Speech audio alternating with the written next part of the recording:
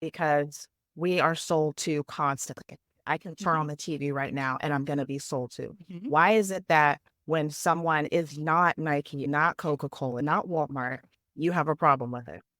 All you have to do is ignore it or say, Jane Doe, no, thank you. Yeah. Appreciate you for reaching out. The Making Business Effortless podcast mission is to support successful entrepreneurs by sharing the stories of high performing service based business owners while sharing tips and helpful resources so you can buy back time and make more wealth in your business and in your life. Okay, we've got our drinks. We got all nice and cozy in our little chairs because Sutton McCraney has joined me again. And for those of you who aren't familiar with Sutton, she's like me. We're both business coaches, and she's on Facebook, but she's also over there on LinkedIn, getting her feet wet over there as well.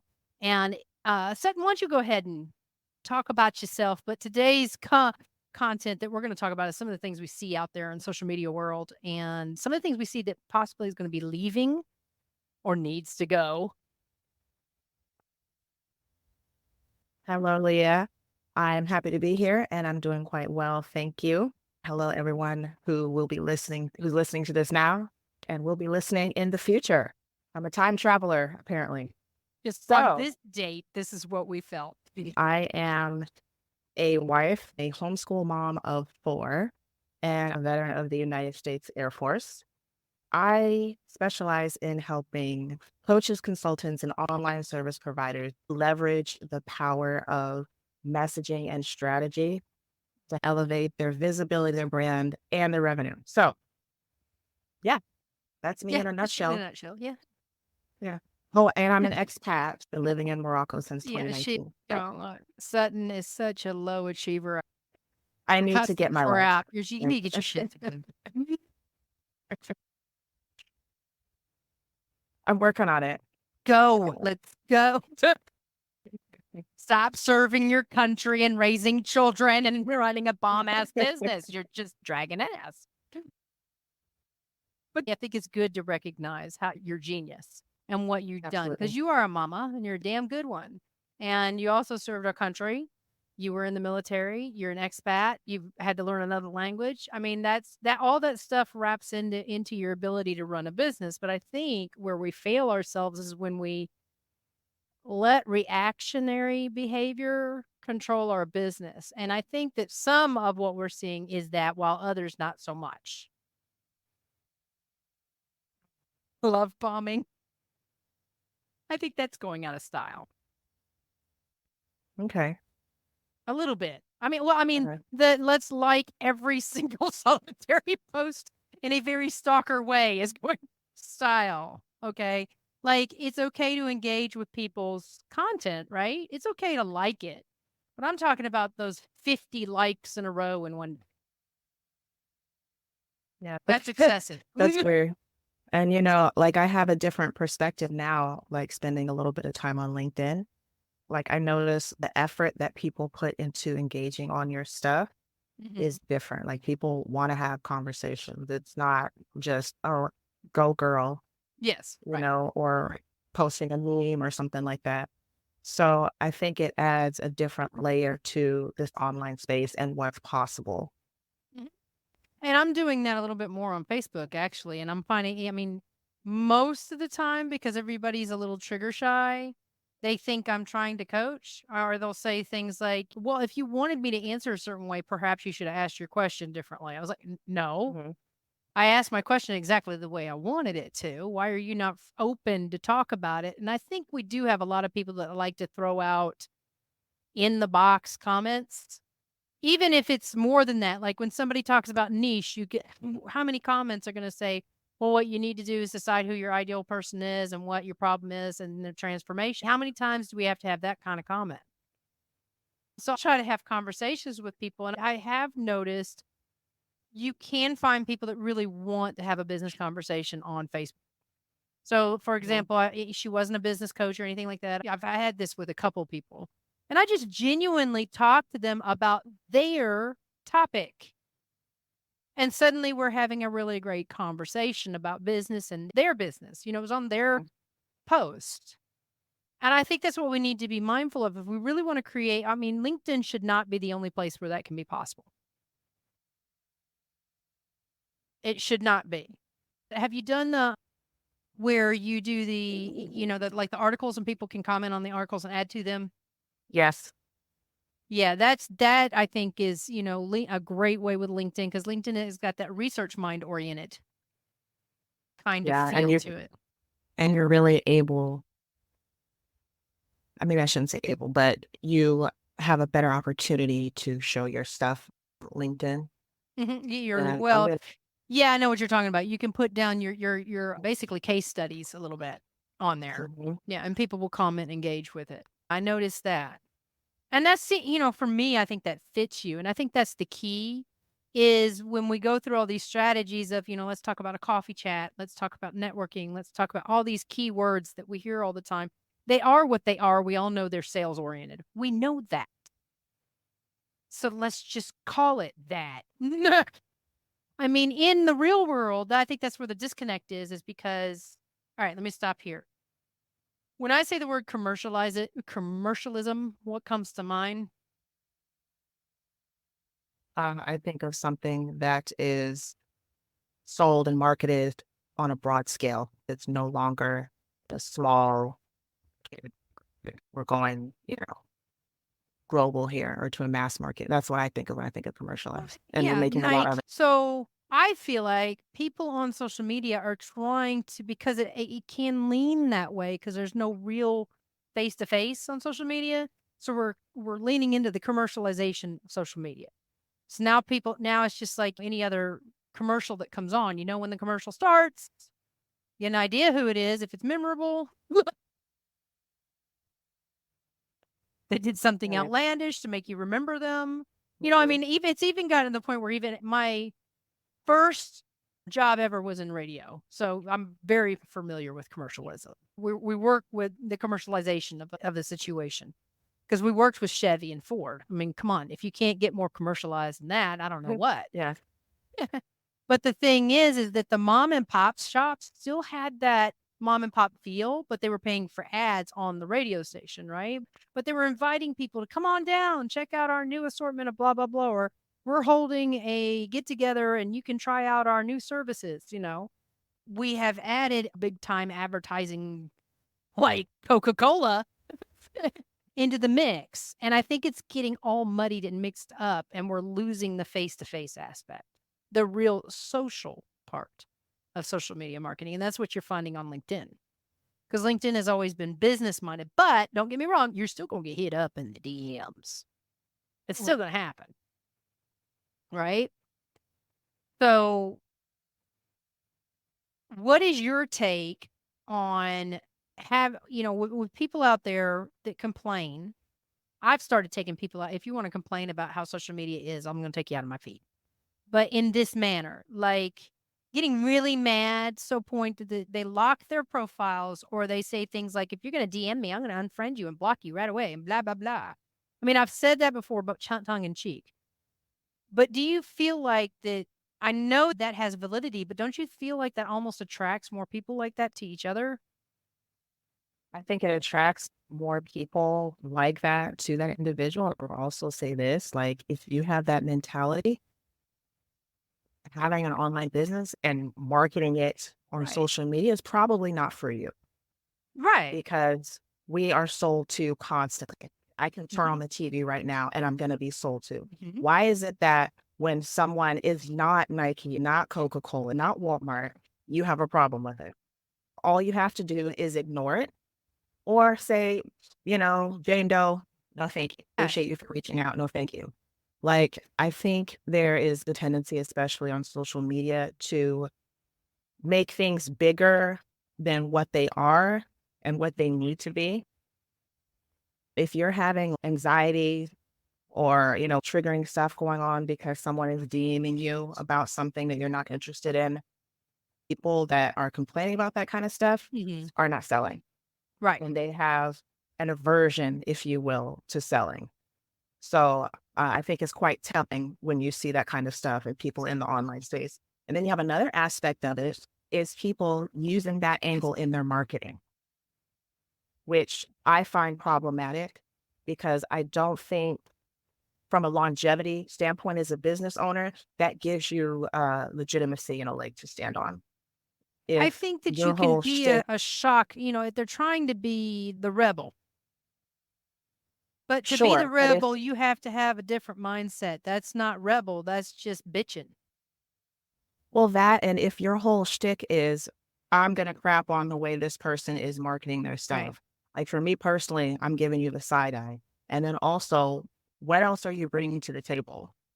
Because at the end of the day, like if people are cold beaming or people are spamming your inbox or love bombing your comments, trying to get you in the DMs or whatever, obviously it works because yeah, they wouldn't be doing it. Just like exactly. the Nigerian email scams. People wouldn't do it.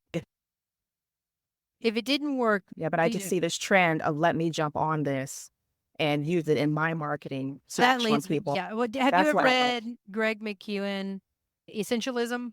You ever read that book? No.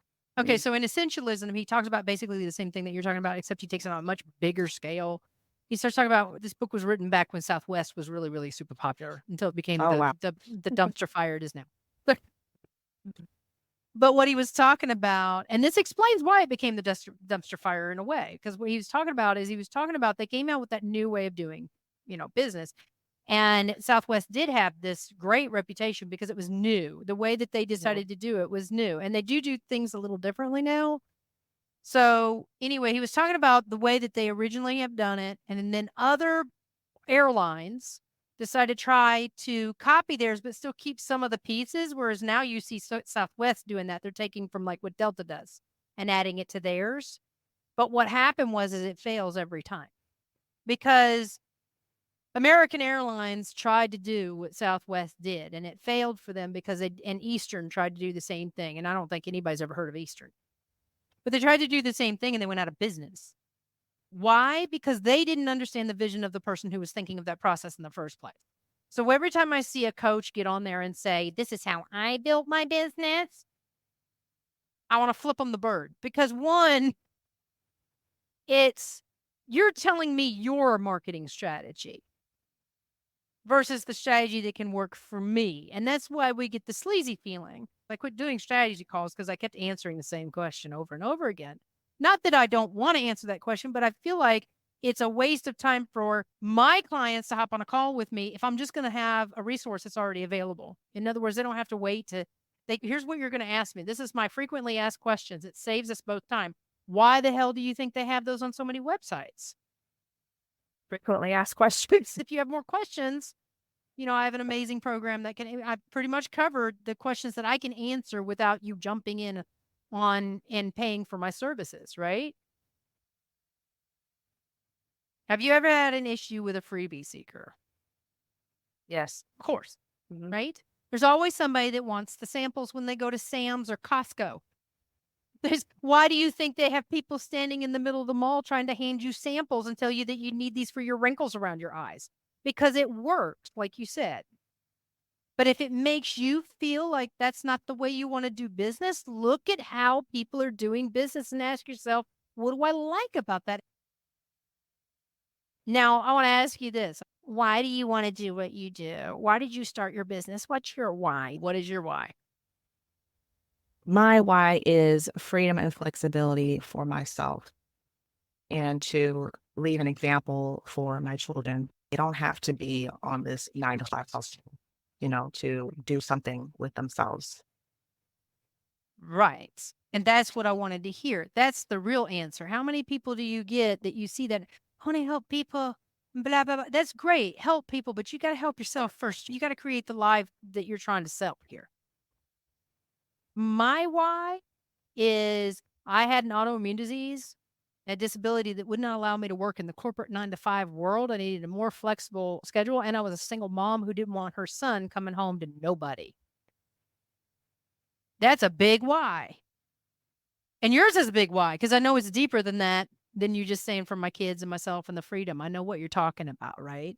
You gotta hold on to that why. Does that why still exist where my son and I, I'm a single mom, me and him are struggling? No, he's off to college. He's about to graduate soon and start his own career. And I got a business I love, but I still hold on to that why, because that's the why is where I gain my freedom, like you said. We all And want that why still brings you forward into different stages of your life. and that's how it spreads over into your clients as well. You've got Mhm. to know what the core of your why is because it spreads into your message. If all you want to do is help everybody else, well, so does everybody else on social media. You're not sticking out by saying, I want people to live their dreams. What is your fucking dream? And live it and share it. You know, your branding, this, I want to help people. Okay, cool, whatever. But like you said, like, what's your real why? And that's actually going to bring people to you. Like, how Hmm. many people are going to resonate with Leah? Because she was like, look, I had some health situations. I was a single mom. This was a situation for me. Or like me, look, I spent nearly 10 years in the military. I was over it. I don't want to be controlled like that again. I want to do something Mm. different. Like, people are going to connect with that more. Hmm. And that's honest. And that helps you get in alignment. With what So, you really want from your business and what and exactly. then your clients follow right in tow because they want the same thing. Mhm. And that's what it's Yeah. all about magnetizing yourself. And it takes a lot of confidence to put yourself out there, but it also takes that work that you need to do to figure out why the hell am I against this? Or why the hell do I know it needs to be done, right? We don't want to do it. But why can't I get it done? Why am I freezing? Or why am I acting reactive? Or why am I not being deliberate? And sometimes, yes, it can be because your logo looks like shit. You don't like it. But other reasons it can be because you have some kind of money mind block. It's a belief that you were raised with. I have a lot of money mind blocks because of the way I was raised with a man who grew up during the Great Depression. And it didn't have Mm, anything to do with trauma. I mean, imagine having the rug swept right out from underneath you in a day. mm, And he was already poor. I mean, that is a situation. My mother's father was shot and killed when she was 7 years old. mm, So, yeah, their mindset is going to be different about money mm. because back then women weren't allowed to work. I had older parents. Yeah. So their mindset about money, dad would sit and watch the stock market day in and day out every second of the day. And he finally sat down, looked at me and said, don't do that. It will drive you insane. You will have tiny heart attacks. Just check on it. Because every time it would drop, of course, it triggered him because, Great Depression, hello, went off to World War II and, fought the Nazis and all that happy stuff. But for us on social media, if you're constantly sitting there looking at your followers and not recognizing the real thing is half of my people, I don't have a lot of engagement. My people are fucking stalkers. They come to me when they're ready. That's what I know about my audience. And the only way you can do that is by connecting genuinely with them, taking a hot second and looking at their profile and seeing if you can even have a conversation with that person in the feed. Because if you can't just talk to them, why even have them in your feed?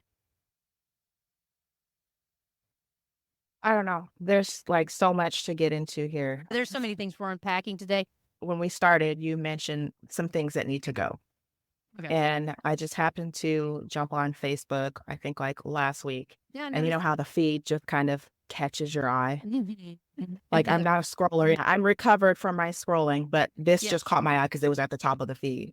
And it's this whole, what was it, like 72K month?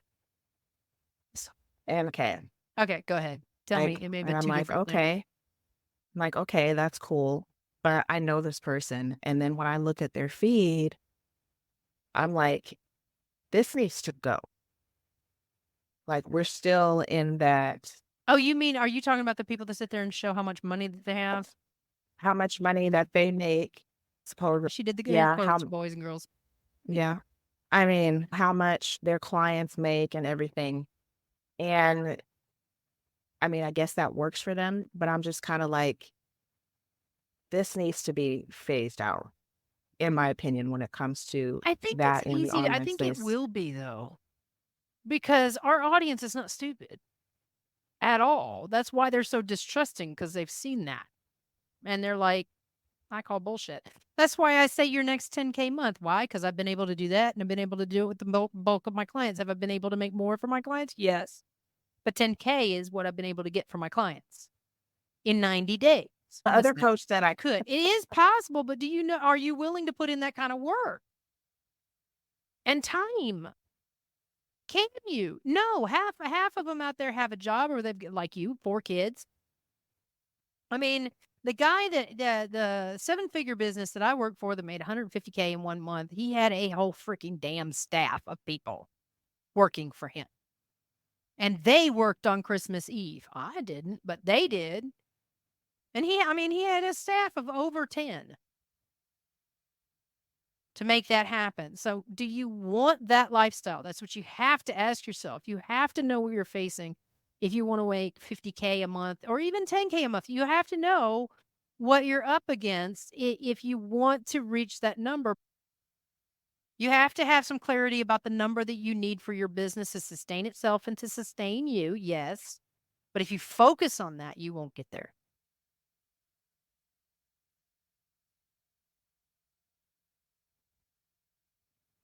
So, I think that is really old, that taking pictures. I've started seeing that come around again. It's still lurking around. When they show the pictures of how much money they've made, it's like, I can't even tell it's your account. I don't even know where you got it from.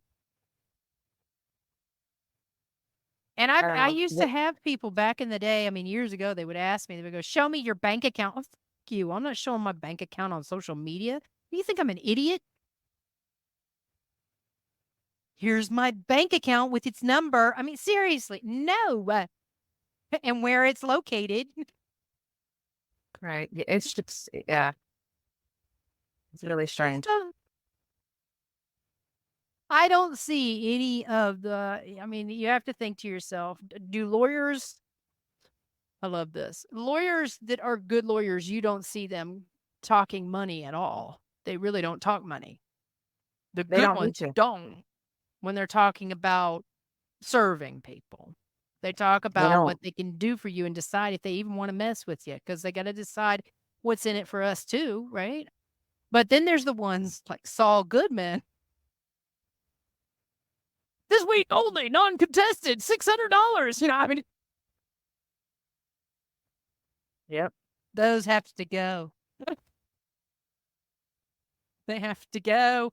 And I think that because we see these people and they seem so successful, those that are out there just trying to do it on their own, there's a lot of them just trying to do it on their own. And they're doing that and they're probably getting results, but it probably still feels gross. And they're probably still working up against the wall and probably still have no time to do anything else because they're not doing something that really they enjoy doing.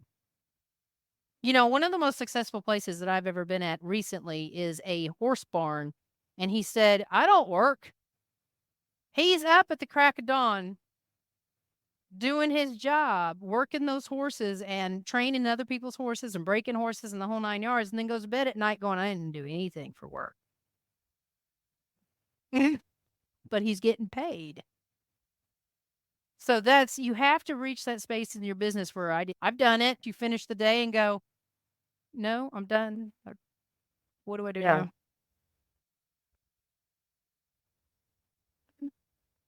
So I think that if you have a topic for Sutton and I to talk about, we may talk about, the whole filling time with needless things to do in your business because you feel like you have to work to make it happen kind of mindset. That the filling, even though you've done everything you need to do, let's do more. There's so many rabbit holes Sutton and I can journey down. So if you have any questions for us, please send them our way. Sutton's information is down in the show notes, and that's her baby sitting in her lap. So I'm going to let her get back with her family. Thank you for listening. Be sure to join the Effortlessly Book community on Facebook for more free resources and support. Simply check out the show notes. Please share this podcast with other online service providers in your circle. And by all means, leave a comment and let me know your biggest takeaway, along with other topics you would like me to cover so you can continue to make business effortless.